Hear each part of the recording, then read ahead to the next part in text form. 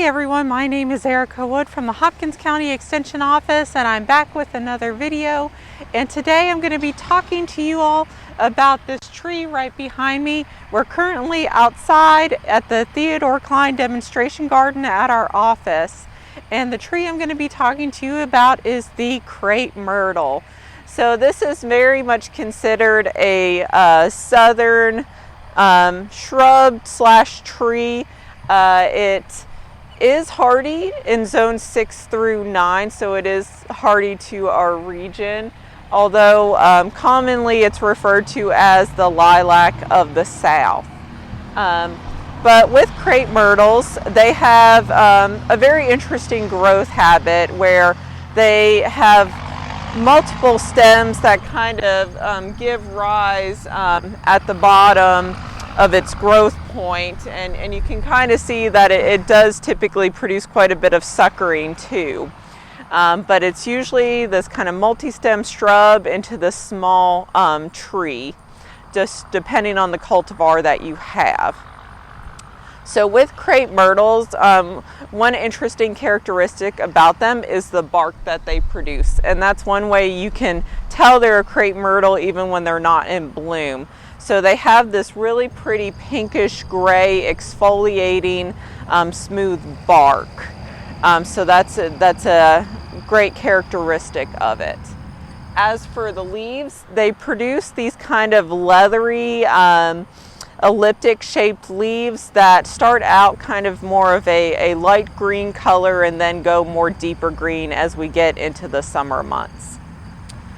This tree will typically bloom July through September, so it is blooming right now, as you can see. It produces these little terminal panicles, clusters of these almost paper-like or crepe-like flowers. That's where it gets its name from originally, is just with how very thin those flowers are. And depending on the cultivar that you get, the flower color can vary. You can see that these are white, but there's different shades of pinks and purples and lavender type blooms as well. Even some that almost look close to red in color. Now, after it finishes blooming, it does form these little round seed pods, these seed capsules, and that will persist into the winter months. So you may see those on your tree after it's finished blooming. As for the growth, the care of this tree, it likes full sun. In fact, if you give it 6 or more hours of sun a day, it should bloom better for you. It should produce more prolific flowers, whereas if it's in a more shadier region, it will not. So just keep that in mind. It does like to have moist, well-draining soil.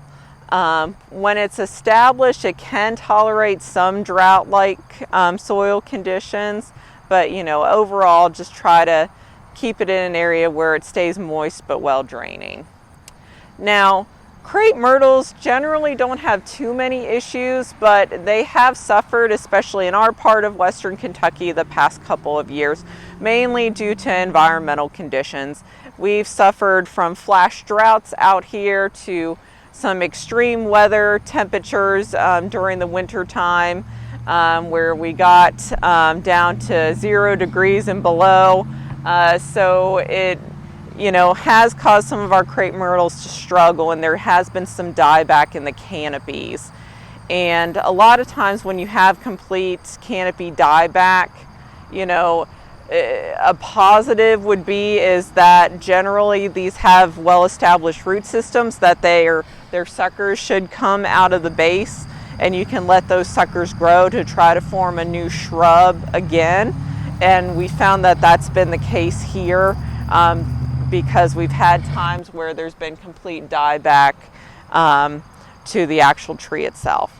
Generally, we usually like to remove the suckers, because a lot of times the suckers can get issues like powdery mildew, and and we just kind of clip them off to avoid it getting on the rest of the plant.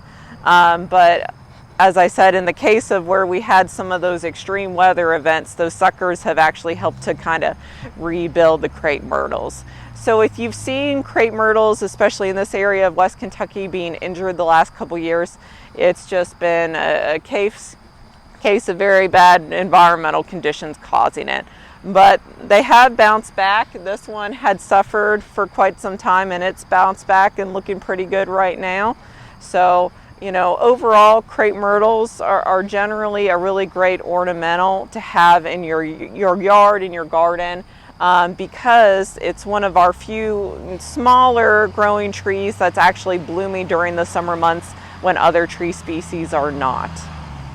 All right, well, I think that'll about do it for today. Thank you all so much for watching, and I'll see you in the next video. Bye-bye.